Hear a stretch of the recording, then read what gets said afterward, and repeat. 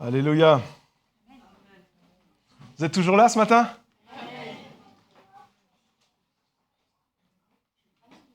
On va regarder la télé.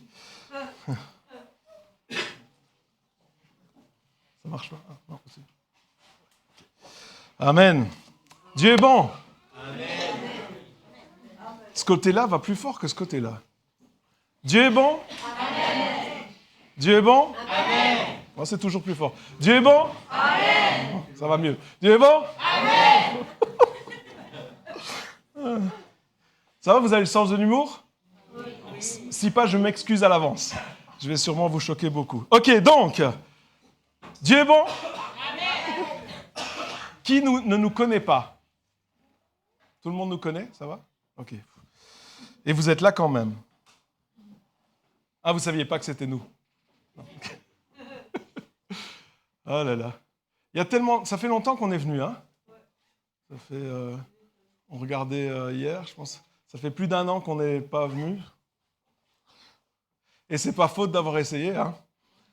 Il y a des fois, Vincent, il m'appelait, il me disait, Nat, t'arrives à quelle heure dimanche? Et je disais, mais c'est pas dans l'agenda. On s'est trompé pas mal de fois. Mais aujourd'hui, on est là. Alors, on a vécu plein de choses pendant cette année. Vous êtes sûrement que vous êtes partiellement au courant. Donc, je vais un petit peu développer aussi. Avant, je vais juste faire un petit peu de pub, comme on a à mon habitude. Donc, l'année passée, quand on était venu, on avait commencé un projet, je ne sais pas si vous vous souvenez, de faire un nouveau chant de louange par semaine. Et qu'on sortait, et ce que le Seigneur avait mis sur notre cœur, des petits chants, comme on a fait ce matin, des petits chants avec juste quelques paroles. Mais le but, c'était... Et c'est toujours que ça nous reste en tête et que durant la semaine, on puisse louer Dieu. Parce que ce que Dieu veut, il cherche des adorateurs en esprit et en vérité. Un adorateur, ce n'est pas juste quelqu'un qui le loue le dimanche matin. Vous savez ça? Un adorateur, l'adoration, ce n'est pas juste le temps de louange, c'est notre vie, au fait. Notre vie doit être une vie qui élève Dieu et qui lui donne la gloire. Amen. Et donc, l'année passée, on a fait donc un nouveau chant de louange par semaine et pendant 1 an. Et donc, on a sorti 52 nouveaux chants. Oui, parce qu'il y a 52 semaines dans une année. Et on a fait des albums avec à chaque fois 12 ou 13 titres par album. Et donc, le dernier, c'est Louange du jour, volume 4. Et il est au prix de 10 €. Et alors, on a aussi je sais, vous allez me dire, les CD, ça ne se fait plus. Qui a encore un lecteur CD chez lui? Les personnes d'un certain âge. Même moi, j'en ai pas. J'ai plus de lecteur CD. Mais pour ceux qui n'ont pas de lecteur CD, c'est pas grave, parce qu'on a fait des clés USB. Ah! Et je sais ce que vous allez me dire. Et sur les clés USB, il n'y a pas 1, 2, 3 ou 4 albums. Non, il y en a 8. 8 albums sur une clé USB. Donc les 4 albums qu'on avait déjà fait avant et les 4 nouveaux albums. Et tout ça pour seulement 25 €. 25 € pour 4 albums. 8 albums. C'est pas cher? Non, c'est pas cher. Non, et je sais, vous allez me dire, mais nous, on n'a pas de cash. Mais c'est pas grave. Pourquoi? Parce qu'on a un lecteur de carte. Donc... Vincent, tu gâches mon effet. On a un lecteur de carte, donc voilà, vous pouvez payer par carte. Et j'ai aussi écrit un livre il y a très longtemps qui s'appelle L'appel de Dieu. C'est une étude sur la foi. Et on va parler un peu de la foi ce matin. Donc, je vous encourage. Vous savez, la foi, c'est quand même la base de la foi.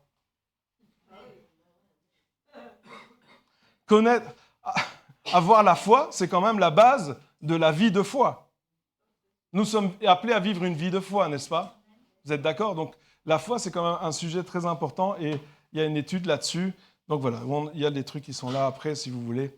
Ça nous encourage dans le ministère. Alors, comme vous le savez, donc je vous l'ai dit, ça fait plus d'1 an qu'on n'est pas venu et on a des bonnes excuses. Au fait, l'année passée, vous savez, l'année passée, on est quoi? Non, l'année passée, donc si vous vous souvenez, en janvier, l'année passée, Isa, elle a fait un AVC. Alors, elle s'est remise. Mais après, on nous a dit, écoutez, l'AVC, il est dû, on a fait des examens, il est dû à un trou entre les 2 trucs du cœur. entre les deux. C'est ça, ventricule. Ça s'appelle un FOP. Phénomène ovale permanent. Vous voyez, je suis très fort en médecine. Et donc, ils ont dit, bah, écoutez, c'est pas grave, il y a 25% de la population qui ont ça, donc on passe avec un truc dans l'artère, un espèce de parapluie dans l'artère, donc ici, on passe sur le côté, et on ouvre le parapluie, on met un parapluie de l'autre côté, et ça ferme le trou. Ça prend 40 minutes, c'est une opération tout à fait banale. On fait ça tout le temps, il n'y a pas de problème. OK. Donc, en mars, fin mars, ben le jour de Pâques, le week-end de Pâques, le jour où Jésus il est mort, hein, donc le vendredi saint, hein, eh bien, l'opération était programmée avant, mais ils l'ont reportée, donc c'était ce jour-là. Et donc, on va pour l'opération avec Isa, et puis, donc, ils la prennent en premier, machin, tout est bien. Et puis, ça doit durer 40 minutes total, c'est-à-dire endormissement et tout ça, c'est total. Et après 1 heure, ben, Isa n'est toujours pas remontée. Moi, je suis là dans la chambre, j'attends. Et Isa toujours pas de montée. Après 1 h 15, il y a le docteur qui arrive avec un autre docteur dans la chambre. Je me dis, oh, il y a quelque chose qui ne va pas. Et là, ils me disent, oh, écoutez, on a eu une petite complication. On a dû arrêter l'intervention, donc ils n'ont pas fait ce qu'ils devaient faire. Mais ça va, il n'y a pas de problème, ça va aller. Je dis, vous savez, un docteur, quand il dit il y a une petite complication, c'est qu'il y a autre chose derrière. Donc, ce que j'ai fait, c'est que j'ai commencé à prier. Enfin, je priais déjà avant, mais là, je me suis dit, vous savez que nous sommes esprit, âme et corps. Alors, peut-être que ce que je vais dire va en déranger plus d'un, mais nous sommes esprit, d'accord ? Et il y a un monde spirituel. OK ? Donc, on est esprit, il y a un monde spirituel. Et notre être esprit, donc on est un esprit qui vit dans un corps et on a une âme. OK ? Donc, on est un esprit. Et le monde spirituel, c'est un monde qui est tout à fait réel. D'accord ? Et dans la Bible, si vous prenez plein d'exemples, il y a plein de gens qui ont vu ce monde spirituel. Ah, ça commence à déranger un peu. Et donc, moi, ce que j'ai pris l'habitude de faire maintenant, c'est de demander à Dieu qu'il me montre les choses spirituellement. Parce que je sais que ce qui est dans le visible, ce n'est pas forcément ce qui se passe réellement spirituellement. Ce qui est dans le visible, des fois, c'est un mirage pour te faire croire que... Imaginons, je vous donne un exemple. Tout va bien, vous êtes avec votre femme ou avec votre mari, tout va bien, et puis tout d'un coup, il y a une dispute qui éclate pour aucune raison. Ça vous est déjà arrivé ? Et là, qu'est-ce qu'on fait ? Dans le naturel, qu'est-ce que tu fais ? Tu dis, c'est de sa faute. C'est pas toi, c'est jamais toi, c'est toujours... Ah, c'est toujours l'autre, on est d'accord. C'est jamais nous, quand même. Voilà. Et là, tu te dis, c'est l'autre. Et qu'est-ce que tu fais ? Tu commences à te battre contre la personne en face de toi. Alors qu'en réalité, ce qui pourrait se passer, ce n'est pas toujours le cas, mais ce qui pourrait se passer, c'est que spirituellement, il y a quelque chose qui se passe. Il y a une attaque. Ah, je sais, on n'aime pas trop. Et là, et toi, tu es en train de te faire avoir. Oui, je sais. On n'a pas l'habitude et pourtant, vous savez, ces choses spirituelles, elles sont tout à fait normales. La Bible nous dit, attachez-vous aux choses d'en haut et pas à celles sur la terre. C'est quand même... enfin, peu importe.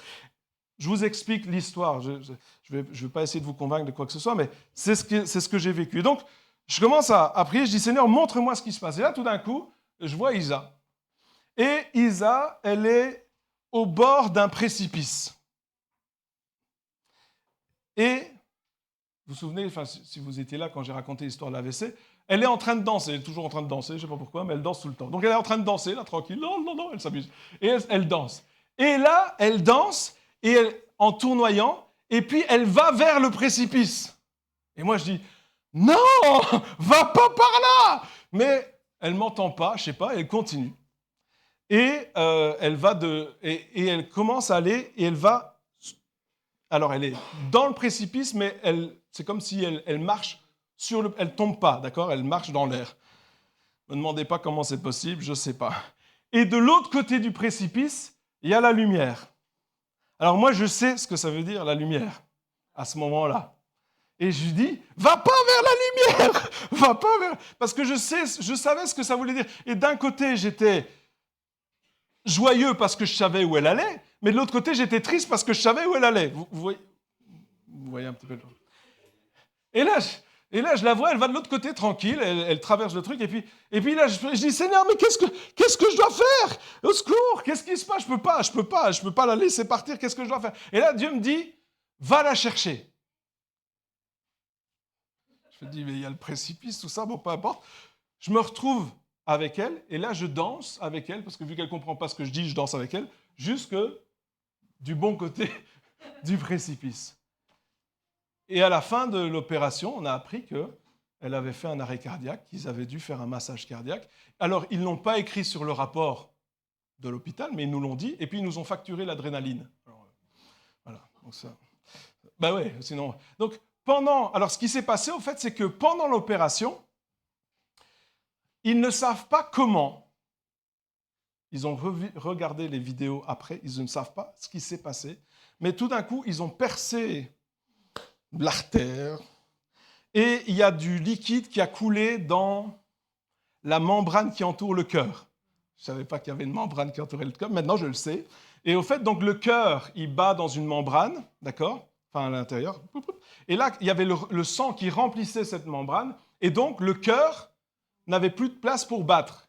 Et quand le cœur n'a pas de place pour battre, qu'est-ce qu'il fait? Ben, il ne bat plus, voilà. Donc, et quand le cœur ne bat plus, qu'est-ce qui se passe?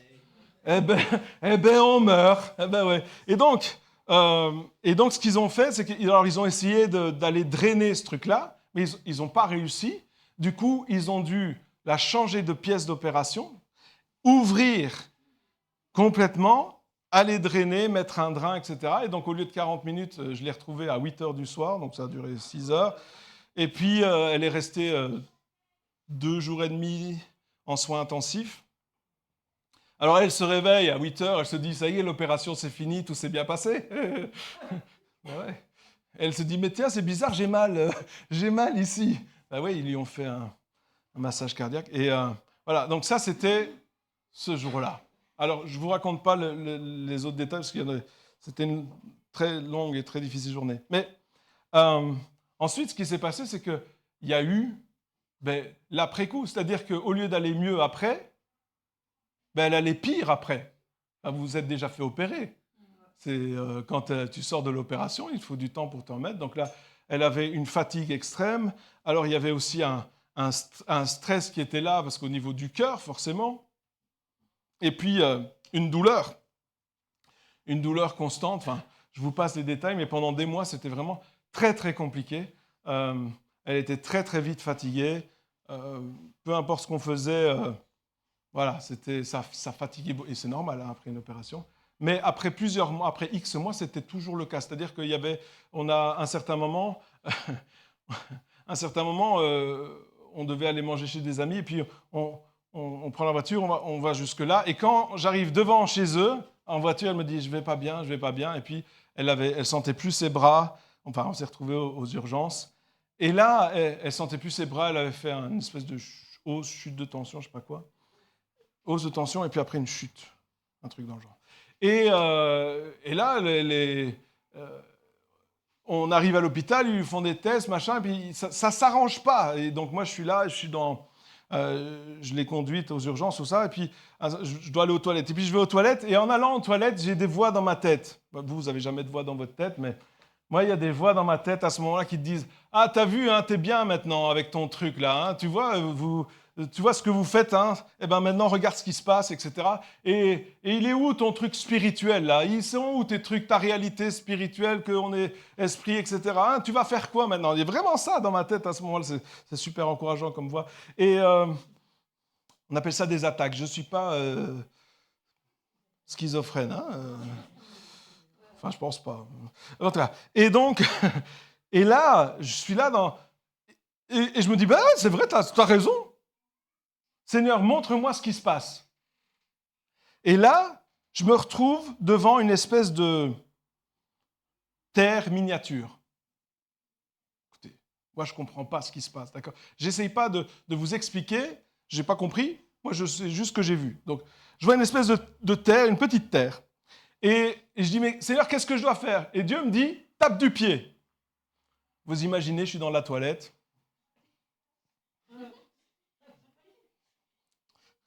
Et Dieu me dit, tape du pied. et je tape du pied. Et je vois cette terre qui s'ébranle, qui s'ébranle complètement. Je retourne la voir, et à partir de ce moment même, elle a commencé à aller mieux. C'est quoi? Je ne sais pas. Je ne veux pas essayer de comprendre. Je suis juste en train de vous partager nos expériences de vie. C'est le monde spirituel, il est réel. Et d'ailleurs, je vous annonce, au cas où vous ne le savez pas, mais je suis sûr que vous le savez, mais ici, dans cette église, dans cette région, il y a eu un changement spirituel depuis la dernière fois qu'on est venu. Il y a quelque chose qui s'est passé, il y a eu un déclic qui s'est fait. D'ailleurs, toi, tu le sais sûrement. Il y a eu quelque chose qui s'est fait et on le ressent, je l'ai ressenti dès qu'on est arrivé. J'ai senti, je me dis, oh, il y a quelque chose de différent. Il y a eu un changement, c'est positif, hein, c'est pas négatif. Il y a un changement qui s'est fait. On sait qu'il y a une autre atmosphère qui s'est faite spirituellement. Et là, vous allez me dire, ah oui, mais Nat, ouais, mais bon, ça c'est surtout pour les gens, les ministères, tout ça. Nous, on est tous appelés à comprendre ce genre de choses. On est tous appelés à vivre ce genre de choses. Pourquoi ? Parce que c'est une réalité. Aujourd'hui, j'aimerais vous parler sur la foi. Je veux parler sur la foi et la persuasion, parce que c'est deux choses différentes. Aujourd'hui, le mot foi a perdu son vrai sens. C'est-à-dire qu'on utilise le mot foi pour tout et n'importe quoi. Je vais avoir la foi pour ça, Mais c'est quoi vraiment la foi? La Bible nous dit, on a dans Hébreux chapitre 11, verset 1, il est dit que la foi est une ferme assurance des choses qu'on espère et une démonstration de celles qu'on ne voit pas. C'est vraiment un verset qui est vraiment difficile à comprendre. Non? Non? Non? La foi est une ferme assurance des choses qu'on espère. Mais de quoi est-ce qu'il parle? C'est quoi que tu espères? Oh, j'espère que j'aurai une Ferrari demain. Ben, ça peut être ça, non? Si c'est les choses qu'on espère. Est-ce que vous croyez que c'est ça? Ben non, sinon on aurait tous des Ferrari. il y aurait un parking de Ferrari ici, hein, non? Non, pas des Ferrari? Préférez quoi? Lamborghini? Une cacahuète? Bon, ok, chacun son truc. Et donc, ouais, avec le prix de l'essence, on veut... Ok, je comprends. Tu demandes la Ferrari et la pompe à essence qui va avec. Alors, hein, un camion qui te suit. Non. Ok. Et une démonstration de celle qu'on ne voit pas. Alors, si je prends cette définition-là, je pourrais me dire que ça, c'est la définition de la persuasion. J'essaye de me persuader de quelque chose. J'essaye de me convaincre. La foi, lorsqu'on parle souvent sur la foi, c'est comme si tu dois faire des efforts énormes pour essayer de croire quelque chose qui n'existe pas. D'accord? Mais c'est pas ça. Alors c'est quoi? Qu'est-ce que ça veut dire de celle qu'on ne voit pas? Qu'est-ce que ça veut dire? Au fait, celle qu'on ne voit pas, la bonne traduction, c'est celles qui sont dans l'invisible. Mais oui, c'est pas celles qui n'existent pas, c'est celles qui ne sont pas vues, c'est-à-dire celles qui existent déjà, mais dans le monde spirituel. C'est ça la foi. Donc ça veut dire que la foi, elle tire son origine dans le monde spirituel. Le début de la foi, c'est dans les choses qui ne sont pas encore vues. Alors, qu'est-ce que ça veut dire, encore une fois? Mais ça veut dire que tu ne peux pas avoir la foi, la vraie, si tu ne crois pas au monde spirituel. Pas possible. Pas possible. Tu ne peux pas avoir la foi et dire que tu es un chrétien terre à terre. Moi, je crois que ce que je vois. Ça ne va pas le faire. On n'est pas créé juste pour dire « Oh, mais moi, je crois que ce que je vois ». C'est pas possible. On connaît tous cette histoire d'Élisée avec son serviteur, je la raconte souvent, mais le serviteur d'Élisée, ils sont là entourés par l'ennemi, et Élisée, il dit à son serviteur, ceux qui sont pour nous sont en plus grand nombre que ceux qui sont contre nous. Et le serviteur, il se dit, le mec, il est fou, parce qu'on est deux et ils sont beaucoup. Et qu'est-ce qu'Élisée fait? il prie pour son serviteur. Il dit quoi? Ouvre-lui les yeux. Et tout d'un coup, il voit des chars de feu. Alors, il aurait pu se dire, le gars, maintenant, c'est moi, je suis devenu fou. Parce que je vois ce que je ne voyais pas avant. Mais une fois qu'il a commencé à voir ces chars de feu, est-ce qu'il a dû se persuader qu'ils allaient gagner, à votre avis? Non, pourquoi? Pourquoi? Non, parce qu'il avait vu. Il avait vu dans l'invisible. Et donc, parce qu'il avait vu les choses invisibles, alors il n'avait plus besoin de se persuader que peut-être, éventuellement, si Dieu le veut, ils allaient gagner. Combien de situations aujourd'hui nous traversons? Combien de situations difficiles nous traversons aujourd'hui? Dites-moi ici, qui est-ce qui a des épreuves? Il y a la moitié qui est honnête et les autres. Non mais, vous vous êtes déjà trouvé face à un mur? Qu'est-ce que tu fais quand c'est comme ça? Qu'est-ce que tu fais? Isa, je termine l'histoire, pendant des mois, c'était difficile. Hein. Vraiment, c'était compliqué. Hein. Et on vit tous des épreuves comme ça. Et puis, on nous a demandé d'aller faire la louange à un camp en été. Et sincèrement, on a appelé le responsable et on lui a dit, écoute, on ne sait pas si on va y arriver, parce que c'était à 1000 km d'ici, à 900 pour être exact.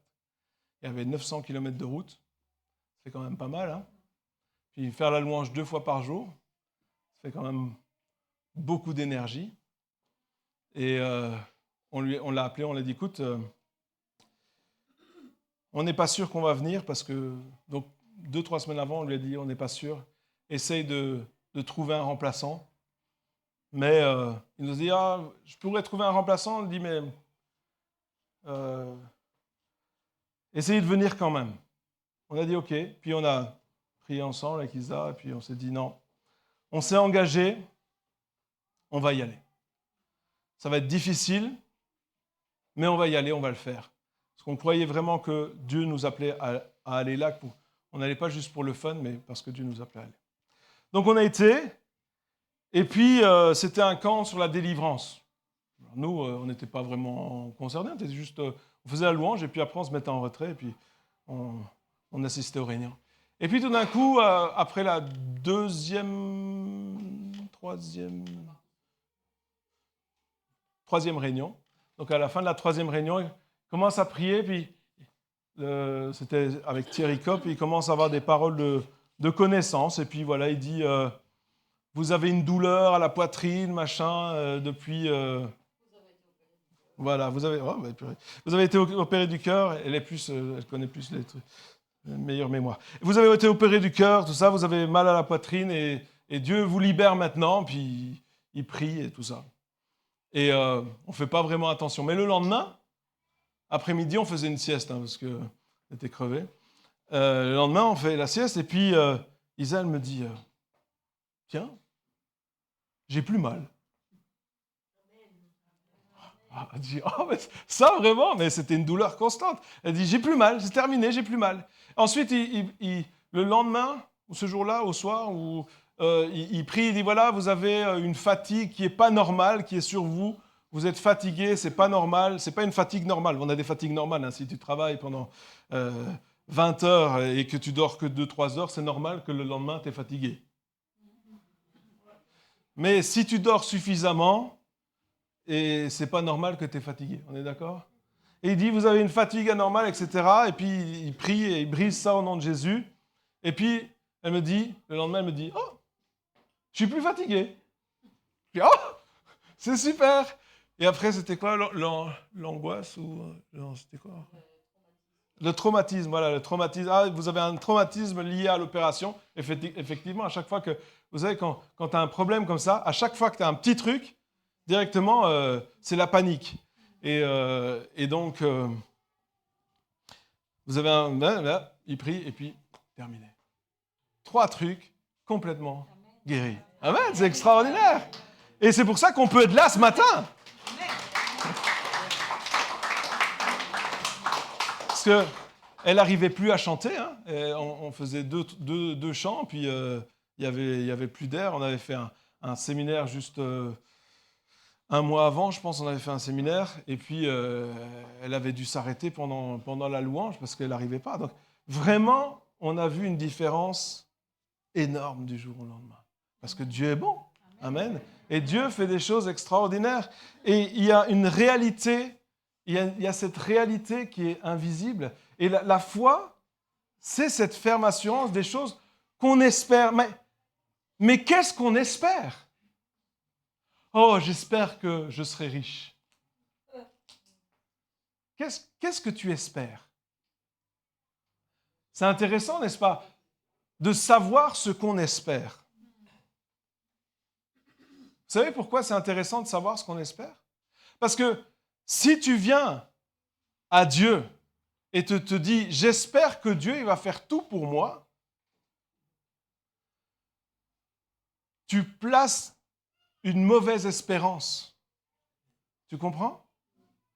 Aujourd'hui, et vous le savez très bien, on a un évangile à double vitesse, c'est-à-dire qu'on a une partie qui dit Dieu, tout ce qu'il veut faire, c'est te bénir, agir dans ta vie, etc. Viens à Dieu, il va tout faire pour toi. Tu vas voir la vie, elle va être merveilleuse, tu vas être riche, tu vas être machin. Et on a un message de bénis-moi. Non mais c'est vrai. Et on attire les gens comme ça. Vous venez et Dieu il va faire ça, il va faire ça. Alors oui, Dieu il veut agir. Oui, Dieu veut que nous soyons prospères. Oui, Dieu veut nous guérir. Oui, Dieu veut faire toutes ces choses pour nous. Mais est-ce que ton espérance, elle est dans ce que Dieu peut faire pour toi? Ou est-ce que ton espérance, elle est en Dieu? Point. Et tu te dis, moi non, moi ce que je veux, écoutez bien, parce que l'apôtre Paul, ça a changé sa vie. Il a dit, moi ce que je veux, la seule chose que je veux, ce qui va me rendre heureux, la seule chose, connaître Christ. Point. Du moment que j'ai ça, elle est là, mon espérance. Le reste, c'est secondaire. Même ça n'a pas de valeur. Tout ce que je veux, c'est je veux Christ. Donnez-moi Christ. Point. Si j'ai ça, alors je serai heureux. Le problème aujourd'hui, c'est que ce n'est pas comme ça que beaucoup de personnes pensent. Les personnes, ils pensent, les chrétiens, hein, ils pensent, ok, je serai heureux si j'ai une femme. Si je trouve un mari, je vais être heureux. Si j'ai des enfants, je serai heureux. Si j'ai une belle maison, je serai heureux. Si je pouvais trouver un travail, alors je serais heureux. Et on va vers Dieu, et ce qu'on attend de lui, c'est qu'il fasse ce que nous, on veut. Ça va, je ne vous dérange pas trop? De toute façon, vous êtes une église de dérangés, donc tout va bien. Non, mais c'est parce qu'on vous dérange tout le temps. Je connais les pasteurs, je sais qu'il ne dit pas juste les choses pour vous faire plaisir, hein. Il dit la vérité, c'est important aujourd'hui. Mais si tu cherches Dieu, la foi est la ferme assurance des choses qu'on espère. Réfléchissez maintenant un instant. Si ce que tu veux, c'est la présence de Dieu, si tu veux être près de Dieu, alors tu peux avoir la ferme assurance des choses que tu espères, parce que Dieu veut se manifester dans ta vie tout le temps. Sa présence, elle veut être dans ta vie à chaque instant. Ensuite, la ferme assurance est une démonstration de celles qu'on ne voit pas, qui sont dans l'invisible. Et là, tout d'un coup, on rentre dans ce domaine de « Ok, je sais, j'espérais voir Dieu, donc je vais le voir, et maintenant que je vois Dieu, Dieu il va me montrer des choses qui sont dans l'invisible, et que je vais pouvoir amener sur la terre. » Lorsqu'on prie, Jésus, il a prié quand même. Non? Jésus, vous savez, Jésus, vous voyez c'est qui? Barbu, longs cheveux, non? Jésus? Ok. Lorsqu'il a prié, il a dit quoi? Que ta volonté soit faite sur la terre comme elle l'est déjà faite au ciel. Il y a une réalité au ciel que lorsque tu appelles cette réalité sur la terre, il n'y a pas de questionnement possible, ça va se faire. Il n'y a pas de « ah, mais peut-être, éventuellement ». Lorsque Dieu, il a parlé et il a dit que la lumière soit, est-ce que le diable a dit « je m'oppose à cette parole ». Est-ce qu'il y a eu un combat spirituel? Qu'est-ce qui s'est passé quand Dieu a dit que la lumière soit? La lumière fut. Et les ténèbres, bye bye. Et la lumière fut avant le soleil. Bon, je dis ça. Je dis rien. Donc la foi, c'est pas essayer de se convaincre de quelque chose. La foi, c'est aller voir ce que Dieu veut nous montrer. Prenons Hébreux chapitre 11, on continue dans Hébreux 11, mais prenons le verset 3. Il nous est dit que par la foi, nous comprenons que l'univers a été formé par la parole de Dieu, d'accord? De sorte que le monde visible, c'est ce que tu vois, d'accord, autour de toi, n'a pas été fait à partir des choses visibles. Une autre version nous dit « La foi nous donne la capacité de voir que l'univers a été créé. » Et une autre version dit aussi « Dieu a parlé et le royaume invisible a donné naissance à tout ce qui est visible. » Waouh! Le monde visible, les choses que tu vois aujourd'hui, les arbres, les petits oiseaux. Tu les vois ça, les arbres et les petits oiseaux? Oui, hein, on les voit. Hein. Les écureuils, ça c'est plus difficile à voir, les écureuils. Les vaches, vous aimez bien les vaches? Faut faire attention, hein, ça pollue. Hein. Donc, non, toutes ces choses que tu vois, qui sont visibles aujourd'hui, elles viennent du monde invisible. Ok? Est-ce que ça vous donne déjà des pistes pour ce que vous êtes en train de vivre aujourd'hui? Alors que je parle ici, il y a des familles qui sont brisées dans cet auditoire. Peut-être il y a des gens avec qui tu ne parles plus depuis des années et tu as toujours cru qu'il y avait un problème avec cette personne-là.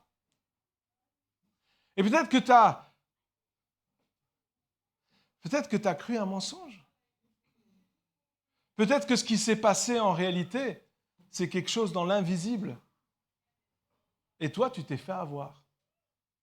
Parce qu'on est très fort pour se faire manipuler. Oui? Vous avez déjà été dans un magasin avec un bon vendeur? Avec l'intention de ne pas acheter? Et tu sors avec la moitié du magasin?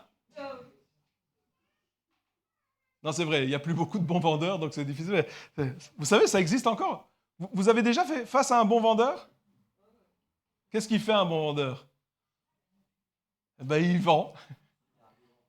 Et malheureusement, il y a beaucoup de vendeurs que ce qu'ils font pour vendre, c'est manipuler. Alors, tous les vendeurs ne sont pas comme ça, mais il y a des vendeurs qui, pour vendre, vont te manipuler, vont te mentir, ils vont t'inventer des choses. Ils vont te dire... D'ailleurs, si tu regardes la pub à la télé, tu vois que si tu manges des Kellogg's Cornflakes K, eh bien, tu es heureux. Et tu deviens tout mince. Eh bien, ça ne marche pas. J'en mange pas. Ça ne marche pas. D'ailleurs, si tu achètes la nouvelle Mini Cooper, tu vas voir que tout te réussira. Est-ce que c'est vrai? Mais c'est la pub. Et aujourd'hui, on vit, alors je rigole, mais on vit dans un monde de pub. Mais pas juste à la télé, mes amis. Pas juste à la télé, mais dans les choses qu'on ne voit pas. Il y a une réalité qui est là. J'essaie d'être aussi clair que je peux, mais il y a une réalité qui est là et qui nous induit en erreur. Alors, je ne veux pas être alarmiste ou tout ce que vous voulez, mais c'est vrai. On ne peut pas faire comme si elle n'était pas là. Tu ne peux pas vivre en disant non, non, non, non, non, non, non, non, tout va bien, tout va bien, tout va bien, tout va bien, je vais bien, tout va bien. Ça ne marche pas. Ça marche ou ça ne marche pas? Ça ne marche pas. Et puis tu arrives lorsque, vous savez que nous, quand on ne pouvait pas avoir d'enfants, donc on a été voir les docteurs, ils nous ont fait faire des tests et puis ils nous ont dit non, non, désolé, ça ne va pas le faire pour vous. Ou alors peut-être dans 10 ans, mais ça ne va pas le faire. C'est chouette, c'est une parole d'encouragement, c'est super. Et qu'est-ce qu'on a fait? On a dit, on ne peut pas avoir d'enfants. Non, non. Qu'est-ce qu'on a fait à votre avis? Dieu nous avait dit qu'on aurait des enfants. Non, on a dit, on refuse les paroles du docteur. C'est gentil, le docteur, hein, ils sont sympathiques, hein, ils nous veulent du bien et ils sont très utiles. Mais là, ce n'était pas en accord avec ce que Dieu avait dit. On a refusé les paroles du docteur et qu'est-ce qu'on a fait? On a dit, maintenant, on va attendre et on verra bien ce qui se passe. Non. Non, ce n'est pas ça qu'on a fait. On a commencé à prier et jeûner et on a été jusqu'au bout pour voir l'accomplissement de la parole de Dieu. Parce que c'est ça aussi, la foi. C'est que lorsque à la fois tu fais des choses, des œuvres, et on en parlera un peu plus, mais on ne veut pas être terre à terre, on veut espérer les choses que Dieu nous montre, on veut les voir. Et ce qu'on voit dans l'invisible, alors ça devient important. Et dans le chapitre 11 de Hébreux, on est toujours là, au verset 32, il nous parle des héros de la foi. Les héros de la foi. Et il parle donc dans tout le chapitre d'Hébreux 11, je vous encourage vraiment à le lire, et à un certain moment il dit « Et que dirais-je encore? Le temps me manquerait en effet pour parler de Gédéon, de Barak, de Samson, de Jephthé, de David, de Samuel, des prophètes. Par la foi, ils ont vaincu des royaumes, wow, exercé la justice, obtenu la réalisation de promesses, fermé la gueule des lions. » Vous avez des lions qui vous parlent, vous? Vous avez des lions qui rugissent et qui veulent vous détruire? Si vous ne savez pas, oui, vous en avez. Ils ont fermé la gueule des lions. Comment ils ont fermé la gueule des lions? Par la foi.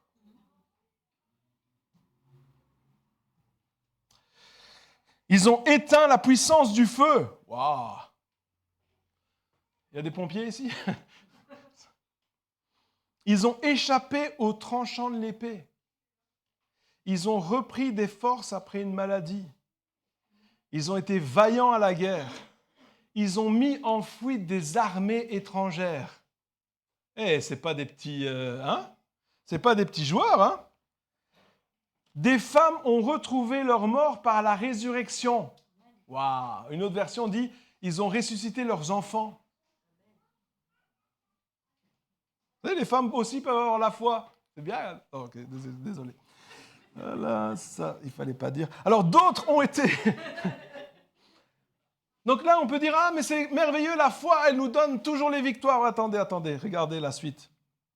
C'est une partie qu'on aime un peu moins, mais d'autres ont été torturés. Ah, non.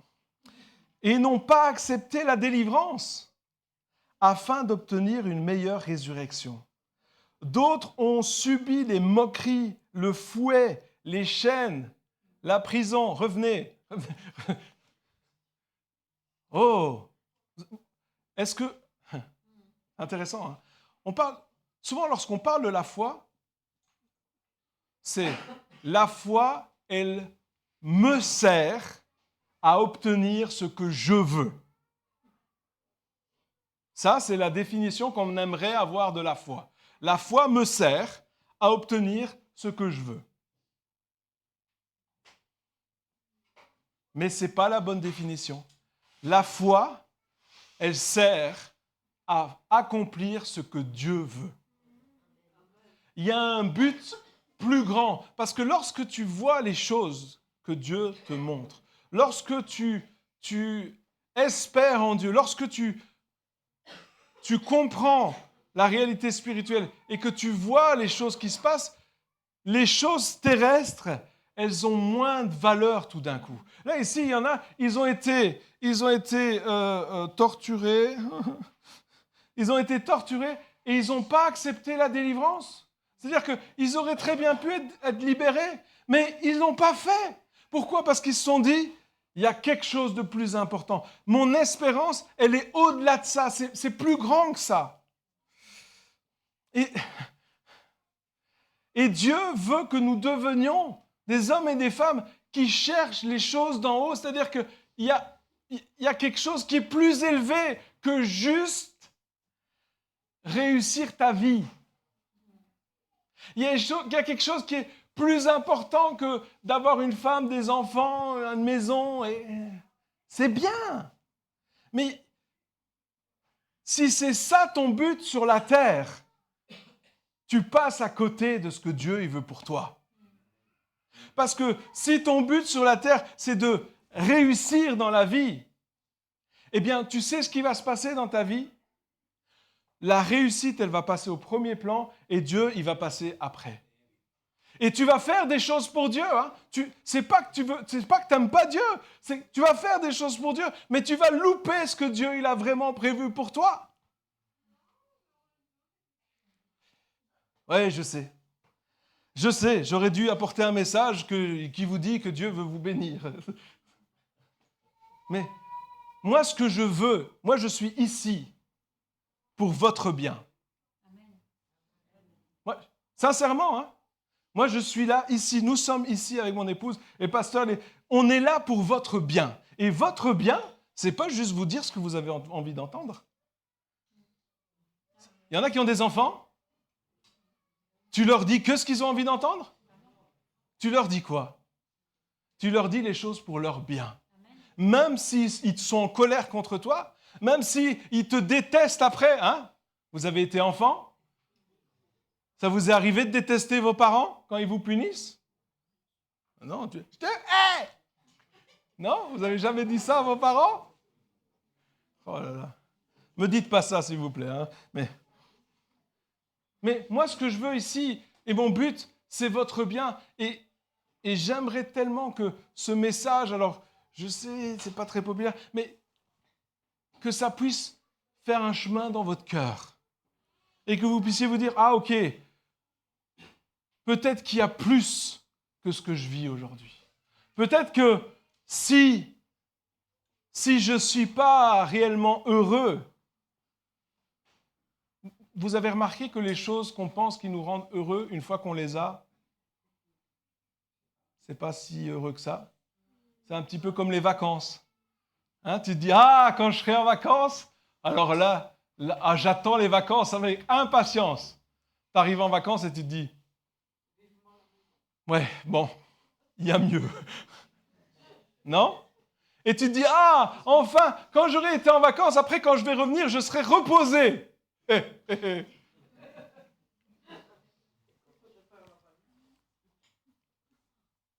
Ces héros de la foi, ils ont abandonné leurs ambitions personnelles pour embrasser une cause supérieure. Cette cause, ils l'ont eue par révélation. Et ce que nous avons besoin dans notre vie, c'est des révélations. La foi n'était pas un moyen d'accomplir leur volonté, mais un outil indispensable pour atteindre le but que Dieu leur avait donné. Et on continue. Après Hébreux 11, c'est Hébreux 12. Malheureusement, ils ont fait une coupure de chapitre, mais pourtant, c'est juste la suite. Ensuite, il dit dans Hébreux 12, chapitre 12, versets 1 et 2, il dit « Nous donc aussi », donc là, il parle à l'Église, « puisque nous sommes entourés d'une si grande nuée de témoins ». Donc là, il parle de ces héros de la foi, d'accord, de ces personnes qui ont tout abandonné parce qu'ils avaient vu quelque chose. Il dit « Rejetons le tout fardeau et le péché qui nous enveloppe si facilement. » Vous savez, c'est quoi le péché? C'est manquer le but. C'est manquer le but. Tu veux faire quelque chose et puis tu finis par faire autre chose. Tu manques le but. Tu veux servir Dieu et puis tu dévites ta voie. Tu manques le but. Non, quand on parle de péché, souvent, on nomme les péchés. Alors bien sûr, ça fait partie du truc. Mais il dit, rejette ce fardeau et le péché qui t'enveloppe. Et ensuite, il dit, courons avec persévérance l'épreuve qui nous est proposée. C'est intéressant, hein, parce qu'il dit, tu veux être dans ces héros de la foi, alors c'est une épreuve. C'est une épreuve. C'est pas facile. La Bible dit, Jésus dit, si tu veux me suivre, qu'est-ce que tu dois faire? Porte ta croix. C'est léger une croix? Non. Jésus dit, suis-moi, moi je te donne mon fardeau il est léger. Oui. Alors, léger, ça veut dire qu'il est fait sur mesure pour toi. Mais ça ne veut pas dire qu'il n'y a pas de fardeau. Vous comprenez? Nous avons un fardeau, c'est normal. Le fardeau, c'est notre appel. S'il n'y a pas de fardeau, il n'y a pas d'appel. Je pense que c'est le prophète Jérémie qui disait, lui, pendant les 20 premiers chapitres du livre de Jérémie, c'est le prophète de malheur. Il est appelé le prophète de malheur parce que tout ce qu'il prophétise, c'est des malheurs. Quand quelqu'un le voit arriver, il dit « Ah non, toi, je ne veux pas te voir, tu prophétises que des trucs de malheur. » Aujourd'hui, s'il y avait un prophète qui venait et qui dirait des trucs de malheur, il serait viré direct, il n'aurait pas d'offrande et hop. Donc, on ne prend que les prophètes qui disent des bonnes choses. Non, à ce moment-là, les prophètes de malheur, on les tuait. Alors lui, il était toujours vivant, je ne sais pas comment, mais enfin, peu importe. Et lui, on l'appelait le prophète de malheur. Et tellement c'est un prophète de malheur, il en avait marre d'annoncer que des mauvaises nouvelles. Il dit, Seigneur, purée, tu pourrais me donner autre chose à dire quand même. Non, mais lisez le livre, c'est dans la Bible, hein, j'invente rien. Et puis, il a dit, j'en avais marre. Et puis, il dit, mais c'était comme un feu dans mes entrailles. Je ne pouvais pas m'empêcher que de faire ce pourquoi j'avais été appelé. Ça brûlait en moi. Parce que l'appel que Dieu met dans notre vie, il brûle en nous. Il brûle en toi. Il y a quelque chose que Dieu t'appelle à faire. Lorsque je parle de l'espérance, lorsque je parle d'un appel supérieur, c'est chacun nous avons un appel sur notre vie. Il y a quelque chose qui est en toi. C'est pas en moi, c'est en toi. Et tu ne peux pas t'en empêcher, il faut le faire. Nous ici, l'année passée, on a fait ces chants de louanges, mais c'est extraordinaire. J'avais jamais composé autant de chants de ma vie. Pour moi, je n'étais pas du tout un auteur-compositeur. Moi, je préférais chanter les chants des autres, c'est plus facile. Mais il y avait quelque chose en moi. Je vous dis littéralement ce qui se passait. Hein. Je m'asseyais, je commençais à prier, je prenais la guitare et il y a un chant qui venait tout de suite. C'était incroyable. Et il y a même des jours, en une demi-heure, il y avait 3 chants qui étaient composés. Je ne sais pas comment. Je ne peux pas vous dire, mais je suis super doué dans la composition. Non, je ne sais pas. Mais il y avait quelque chose en moi qui était là. Et Dieu, il a dit, c'est ça que tu dois faire. Et vous savez ce que j'ai appris à faire? J'ai appris à ne pas résister à l'appel de Dieu. J'ai appris à ne pas résister à ce que Dieu demande de faire. Parce que tu dis, ah oui, mais vous savez, quand c'est comme ça, parlons de chant. Les artistes, c'est des gens bizarres, hein, vous savez ça, les artistes. Non? Vous connaissez des artistes? Moi, je ne suis pas un artiste. Vous connaissez les artistes? Ils sont là-bas. Vous avez déjà rencontré des artistes, non? Allez des fois à des expositions et parlez avec les artistes, vous allez voir. Ils sont dans un monde.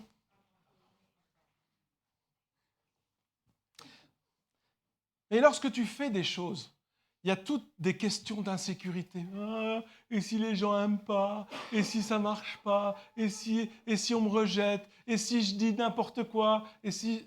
Non? Vous savez pas ça? Toutes ces choses-là qui viennent là. Ça, c'est des choses qui sont là pour te faire résister à l'appel de Dieu. Et c'est pour ça qu'ici, il dit, cours avec persévérance l'épreuve qui t'est proposée. Ça veut dire quoi? Il y a une différence quand on marche et quand on court. Vous avez remarqué? Moi, je peux courir à peu près 50 mètres avant d'avoir un point de côté. Mais qu'est-ce qui se passe? C'est quoi la différence entre quand tu marches et quand tu cours? Tu vas plus vite. J'espère. Si, quand tu cours, tu vas aussi vite que quand tu marches. Et quand tu vas plus vite, tu as moins le temps de regarder à gauche et à droite, n'est-ce pas? N'est-ce pas? Non? Tu es comme ça? Non, non.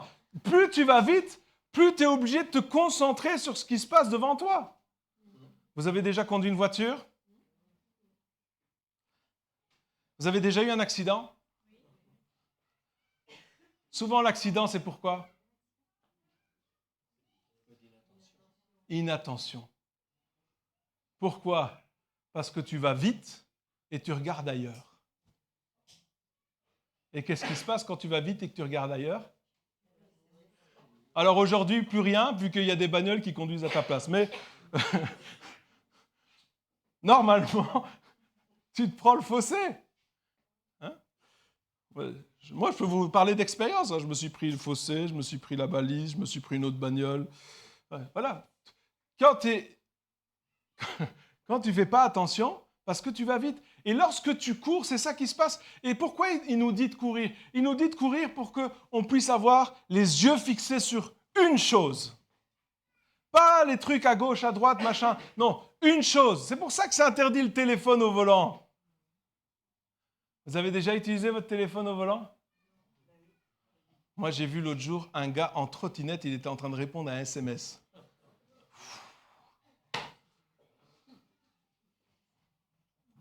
Sans casque. Il y a des gens, ils sont suicidaires. Ce qu'ils veulent, c'est mourir. Mais non, parce que arrête de te poser 36 000 questions. Fais-le. Vous aimez bien vous poser 36 000 questions, vous? Dites-moi, quand vous allez faire les courses et que vous devez acheter des petits pois, combien de temps vous restez devant les 5 différentes marques de petits pois qui sont là? Alors, est-ce que je vais prendre ceux-là, 400 grammes, 3 €, ou ceux-là, 800 grammes, 6,50 €? Oui, mais ceux-là, ils sont meilleurs. Ah, regarde, il y en a un autre là. 300 grammes, 2,80 €. Ouh! Oui, mais ils ne sont pas aussi bons. Qu'est-ce que je vais faire? Il ne faut pas demander si vous achetez des vêtements. Hein? Moi, j'ai un ami, il n'est pas du tout comme ça. C'est-à-dire qu'il rentre dans un magasin, le premier truc qu'il voit, il l'achète. Et il a fait ça avec sa première voiture. Malheureusement pour lui. Il arrive à un dodan, il freine, la bagnole ne freine pas. Il retourne au vendeur, il dit « C'est normal, ça ne freine pas ?»« Oui, oui. » Et lui, qu'est-ce qu'il a fait? Il a cru le vendeur. Et ouais.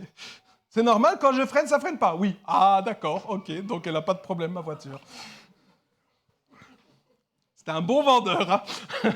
Enfin, non, cours, l'épreuve qui t'est proposée, fais-le en gardant les regards sur qui? Sur Jésus. Pourquoi sur Jésus? Parce que c'est lui qui fait naître la foi et l'amène à la perfection. Et c'est ça qui est extraordinaire. Ta foi ne vient pas de toi. Donc tu n'as pas essayé de faire grandir la foi en toi. C'est extraordinaire, n'est-ce pas? Non, mais il y en a déjà ici qui se sont dit « Ah, il faut que je fasse grandir ma foi, il faut que je fasse grandir ma foi. » Non? Vous vous êtes jamais dit « J'ai pas assez de foi. » Vous êtes jamais dit ça? Ah, quand même. Attention, hein? Dis la vérité ici, hein? C'est l'église, hein? Mais c'est Jésus qui fait grandir la foi. Si tu n'as pas assez de foi, tu vas « Jésus, aide-moi à ce que ma foi grandisse. » Le truc, c'est que, je dis ça comme ça, mais si tu demandes pour avoir plus de foi, vous savez ce qui va se passer? Vous allez avoir une épreuve de foi. Ben oui, c'est le seul moyen que ça grandisse. Non? C'est le seul moyen que ça grandisse. Et est-ce que vous avez déjà loupé des tests de foi? Je vous donne un exemple, parce que ça a l'air abstrait comme ça, hein, tout d'un coup. Un test de foi. Dieu te dit quelque chose et tu ne le crois pas. Enfin, tu dis oui Seigneur, mais tu agis autrement. Non? Oh là là. Ok, je vous en raconte un.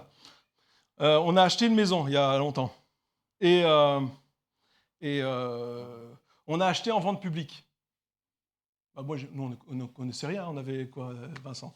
Il nous a suivis, Vincent. On avait quoi, 20 ans 19, 20 ans, voilà. Donc, on était très jeunes, donc c'est pas... donc, Vincent, il nous disait, bon, à l'époque, c'était en francs belges, hein. Donc c'était il y a longtemps. Et Vincent, il nous dit, voilà, vous ne pouvez pas dépenser un certain montant, donc on va à la vente publique, on dit, voilà, et on monte jusqu'au montant que Vincent nous avait dit. Mais ce qu'on ne savait pas, c'est que c'était une vente publique, et une vente publique, vous savez ce qui se passe? Les frais de notaire, ce n'est pas 6 ou 12%, hein. C'est 40, 45, 50%. Ah oui, c'est ça qu'on a fait, comme ça. Et les frais de notaire, ils ne doivent pas être payés quand tu achètes la maison, non, non, quand tu as ton prêt, non, non. Les frais de notaire, ils doivent être payés dans les 5 jours. Et on avait besoin de, disons, 500 000 francs belges, donc disons 12 500 euros, je ne sais plus c'était combien exactement, mais disons, on avait besoin de 12 500 euros, et là, on va voir, donc on gagne l'enchère, et puis le notaire, il nous dit, vous savez qu'il y a les frais de notaire. OK. Ils sont de 12 500 euros. OK. Là, on s'est dit, on a dépassé le plafond. Et puis, il nous dit, et vous avez 5 jours pour les payer. OK. Ça ira? J'ai dit, oui, mon père est riche. Je ne parlais pas de mon père terrestre, hein, il est pasteur, donc... voilà. Et là, tout d'un coup, on sort des trucs et on se dit, oh, qu'est-ce qu'on a fait? Et là, j'appelle tous les gens riches que je connais. Ah oui, j'avais besoin d'argent tout de suite. Et je pense qu'on réussit à réunir, parce que tout d'un coup, tous les gens riches, ils n'ont plus de sous. Vous voyez de quoi je parle, hein? Je dis, prêtez-nous de l'argent, tout ça. Et je pense qu'on réussit à réunir 2 500 ou 3 000 euros. C'est déjà pas mal, tu vas me dire. Et il nous manque le reste. Et là, on se dit, Seigneur, qu'est-ce qu'on a fait? Le lendemain, on avait un entretien. On était pasteur de l'église à Charleroi. On avait un entretien. Et puis, il y a une dame qui vient à l'entretien. Puis, on fait l'entretien avec elle. Et puis, ensuite, elle nous dit, ça va? Elle dit, bah oui, on vient d'acheter une maison, voilà. Et alors, bah, on doit payer les frais de notaire. Ah, elle dit, justement, j'ai des sous sur le côté que je n'ai pas besoin pour l'instant. Je peux vous les prêter.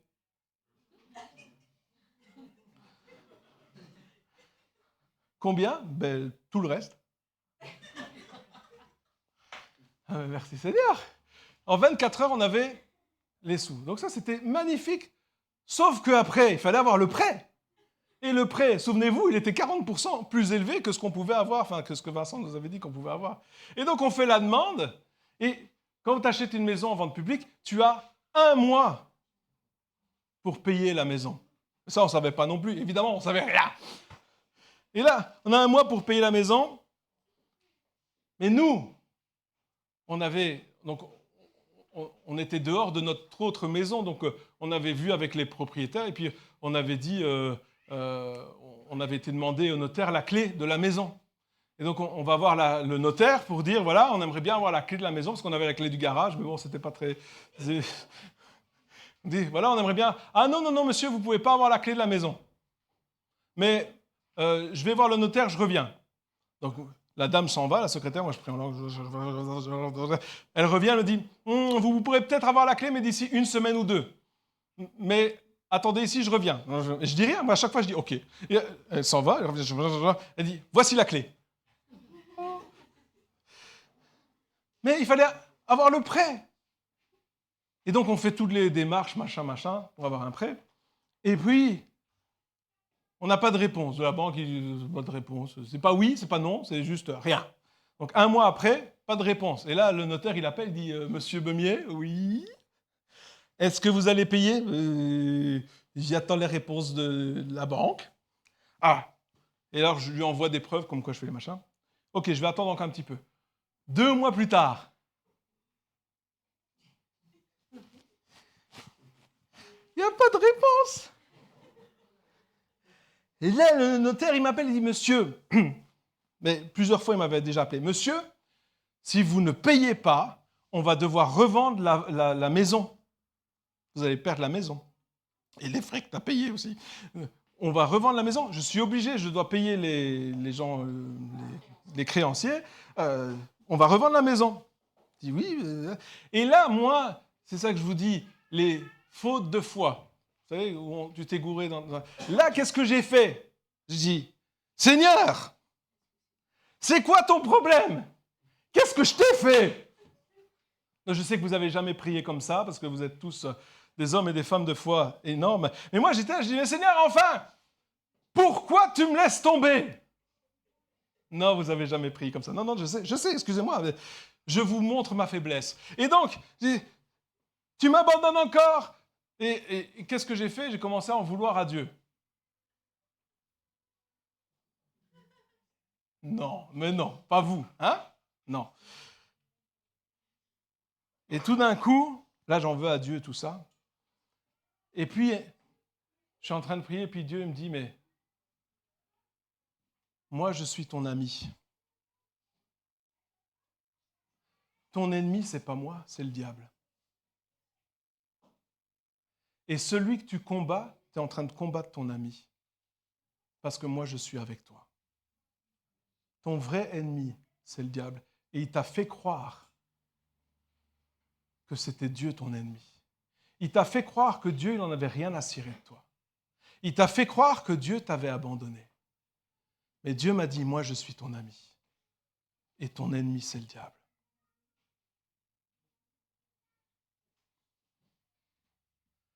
Je suis monté dans ma voiture pour un petit tour. Et là, j'ai commencé à crier sur le diable. Je sais que ça ne sert à rien de crier, mais ça m'a fait du bien. Et je dis, maintenant, tu lâches prise. J'ai demandé pardon à Dieu d'abord. Je dis, maintenant, tu lâches prise. C'est toi mon ennemi. Tu as perdu. J'ai commencé à te déclarer. Et j'ai crié. Les gars qui me doublaient, ils ont dû se dire, lui. Quelques jours plus tard, la banque nous appelle et nous dit, votre prêt est accepté. Et je dis, comment ça se fait? Littéralement, ils nous disent, la réponse de la banque, c'était, nous avons retourné le dossier. Apparemment, ils lisaient la feuille à l'envers. Texto, c'est ce qu'ils ont dit. Nous avons retourné le dossier et on vous donne le prêt. Qu'est-ce que ça veut dire? J'en sais rien. On va chez le notaire pour signer. Le notaire nous dit, on est dans la pièce avec le notaire, le notaire nous dit, tous les créanciers étaient sur mon dos pour que je revende cette maison. Exactement. Il a dit, mais je ne sais pas pourquoi je n'arrivais pas à le faire. Dieu était de notre côté depuis le début. Mais je me suis trompé. J'ai vacillé dans la foi. Mais ce n'est pas grave, parce que Dieu est bon. Parce que Dieu, il ne va pas dire « Ah, t'as fait une erreur de foi, t'es viré. » Non, non. Il est plein de grâce. Vous savez, c'est quoi la grâce? Il y a ma sœur qui s'appelle Grâce, donc j'en connais un bout, mais vous savez, c'est quoi la grâce? C'est quelque chose que tu ne mérites pas. Franchement, on n'a pas mérité d'avoir cette maison. Mais Dieu nous l'a donnée. On n'a pas mérité, on ne mérite rien de ce qu'on a aujourd'hui. On ne mérite rien de ce que nous pouvons accomplir aujourd'hui. Je ne peux pas dire aujourd'hui que si on en est là où on est, c'est grâce à nos mérites. Je ne peux pas. Je ne peux pas. C'est la grâce de Dieu. Avec toutes les erreurs que j'ai faites, Seigneur, je devrais être viré depuis longtemps. Mais Dieu est plein de grâce. Et Dieu et Jésus, c'est lui qui fait naître la foi et qui l'amène à la perfection. Et il dit, en échange de la joie qui lui était réservée à Jésus, il a souffert la croix en méprisant la honte qui s'y attachait et s'est assis à la droite du trône de Dieu. Quant à la foi, le reste, c'est secondaire. Et tu vas jusqu'à ce que Dieu... La foi, elle vient de ce qu'on entend. Et ce qu'on entend vient de la parole de Dieu. Notre foi, la parole de Dieu, c'est ce que nous lisons. Tout ce que tu lis dans la Bible, tu peux le déclarer avec foi parce que ça vient de la parole de Dieu. Mais c'est la source de notre foi. Et la foi, elle produit des fruits. Jacques a dit, fallait que je la fasse, l'apôtre Jacques a dit, ça reste Jacques a dit, que la foi sans les œuvres, elle est morte. La foi, elle produit des fruits. Vous savez, lorsque je préparais ce message, j'avais eu cette image de 2 arbres. Un arbre, 2 pommiers. Vous voyez, c'est quoi un pommier? Un truc avec des pommes, voilà. 2 pommiers. Les 2 pommiers étaient super beaux. Alors, de loin, ils étaient super beaux. Mais il y en avait un, c'était un faux, et un, c'était un vrai. Alors, de loin, tu ne vois pas la différence. Et quand tu t'approches du faux, ben, il est tout brillant. Vous savez, les faux trucs. Vous avez déjà des fausses plantes, hein? Ça prend la poussière. Enfin, c'est tout brillant, machin, c'est beau, tout ça, c'est waouh, il est super. Mais le vrai, comment tu vois la différence aujourd'hui entre un vrai et un faux? Parce que les faux sont bien faits, quoi. Comment est-ce que tu vois la différence? Le vrai, il porte des fruits. Le faux, si tu essayes de manger les fruits, t'es mal barré, hein? Tu vas avoir mal aux dents. Le vrai, il porte des fruits. Et le vrai pommier, il tire sa source. Il a des racines. Et il va chercher les ingrédients qu'il a besoin, l'eau, les minéraux, etc., pour qu'il donne la vie. Mais est-ce qu'un arbre, juste une question, est-ce qu'un arbre, il se dit « Ah, je vais faire des efforts pour grandir plus fort » Il fait ça, un arbre? Non. Comment est-ce qu'il grandit, un arbre? Avec le soleil et du moment qu'il est planté à l'endroit où il y a quelque chose qui va le nourrir. Et ta foi, c'est la même chose. Tu n'as pas besoin de faire des efforts pour absolument faire grandir ta foi. Ce que tu dois faire, c'est puiser à la source. Rester près de Jésus. Reste dans l'intimité avec Jésus. Et ta foi, elle va grandir toute seule. Et est-ce qu'un arbre, est-ce que vous croyez qu'un arbre, il se dit « Ah, il faut que je fasse des efforts pour porter du fruit !» Un fruit sort. Vous croyez que c'est ça qu'il fait, un arbre? Comment est-ce qu'il porte du fruit, un arbre? Il doit faire des efforts? Non, c'est naturel. Et lorsque tu es planté en Christ, et lorsque tu tires ta source de Jésus, et que ça va grandir, les fruits de ta foi, ils vont être naturels. Ça va venir naturellement, ça va venir normalement. Tu vas dire, oh, je crois ça, et hop, ça va venir. Tu ne vas pas devoir faire des efforts. Si aujourd'hui tu dois faire des efforts pour avoir la foi, c'est qu'il y a un problème avec la foi. Ça va, je ne vous dérange pas trop? Si je peux vous donner un conseil, et je vais en rester là. Rapproche-toi de Jésus.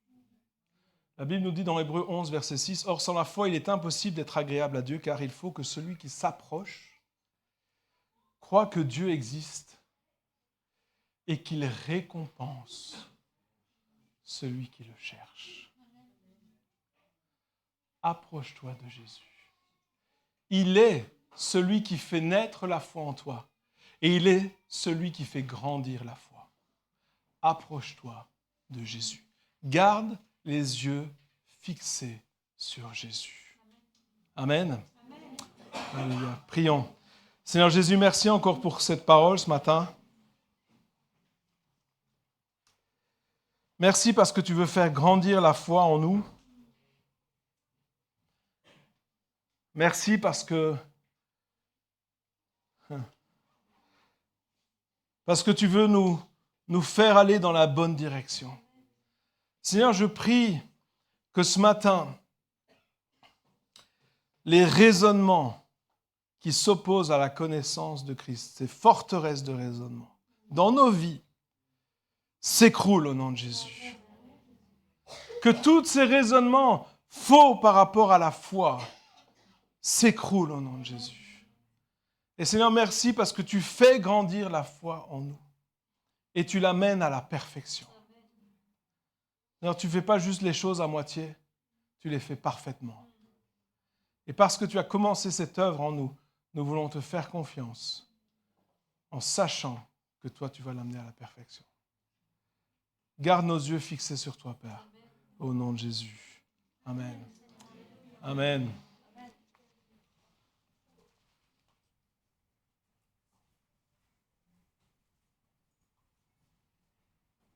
Merci beaucoup, Nathanaël, pour ce message qui nous rappelle ce qu'est la foi. J'espère que vous en avez beaucoup, parce que vous en avez beaucoup de foi. Amen. Alléluia. Voilà, amis internautes, on va vous quitter. Je rappelle aux membres de l'OVID qui nous écoutent que nous avons notre réunion de prière demain à 20h et notre réunion d'enseignement ce mercredi à 19h30. Belle semaine et soyez bénis. Amen.